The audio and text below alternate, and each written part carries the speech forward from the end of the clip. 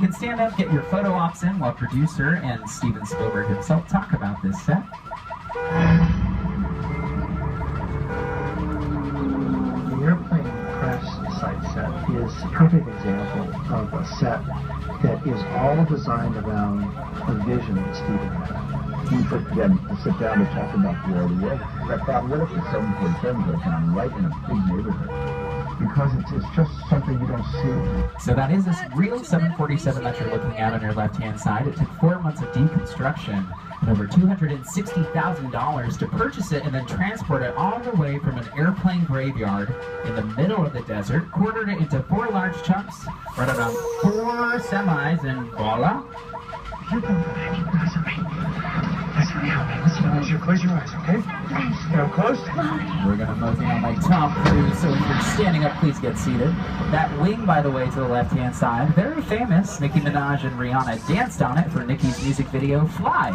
And if you're a fan of the CW show America's Next Top Model, Tyra Banks brought out a bunch of models out here, dressed them up as zombies. Ooh, and they had a post-apocalyptic zombie photo shoot. But as we make the turn, on your left-hand side, it's kind of hard to not see this giant blue screen. This is the world's largest freestanding blue/green screen. So we don't have pigments of blue or green in our skin, right? Unless you're an alien and like to meet you afterwards, okay? So we can do whatever fantastic, realistic action is called for in the scene. And all the crazy stuff is transposed afterwards in post-production. So for example, in Pirates of the Caribbean on Stranger Tides, giant pit in front of that screen, we can fill it with water, which we did for that film, or sand if we're doing a desert scene.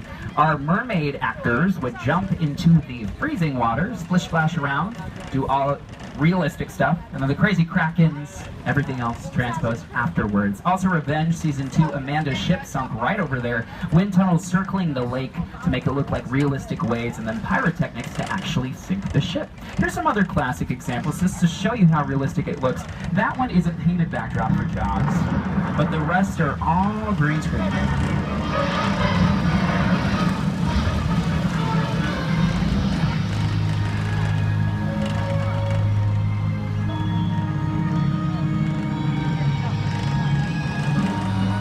Alright folks, we're winding down our time together. I know, Patrice Day. But my good old co-host Jimmy wants to say adios. Well, I can't believe it. We've made it to the end of our tour, you guys. How about Raiden and Jared? weren't they the best? Hey, before we go, I'd like to sing you a little song I made up. I was just 5 years old. It's called Tramtastic. We had a real good time together. Now the ride is done. We saw some crazy cool stuff, and we had a lot of fun. This tram has made its final stop, but don't be sad and blue, 'cause there's still one more thing that I'd like to say to you. Have a tramtastic day. Have a tram. Oh yeah, get into it. This song is the best. Yes. Now the very last shot, by the way, of a production is called the Martini Shot. This is your Martini Shot of the studio tour. Bam! Beautiful panoramic, majestic view of the San Fernando Valley. There's Warner Brothers in the distance, Edith Head Property Department below. So nice, so majestic. Annual pass holders, thanks for coming back.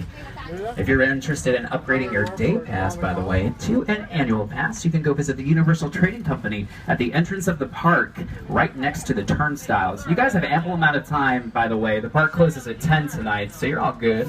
Go visit the Despicable Me Minion Mayhem attraction as well. There's a soft opening for that. I got to experience it last week. It's very cute. Very, very cute. Of course, water is involved, as usual. I'll be off to the side afterwards to answer any unanswered questions you might have. We're just going to hold on to those 3D glasses until the tram comes to a complete stop and the side gates are lifted. You guys have a fantastic evening at Universal Studios. That is a wrap.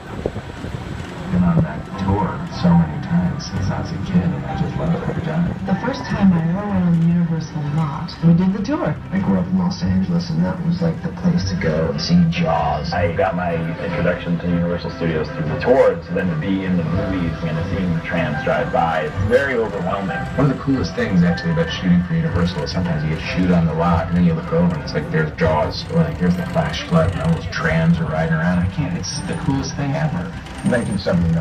Back then, the tram drivers were kind of a little reckless, a little crazy. There was no restriction on cars going anywhere. We used to drive all over and kind of duel with them back and forth.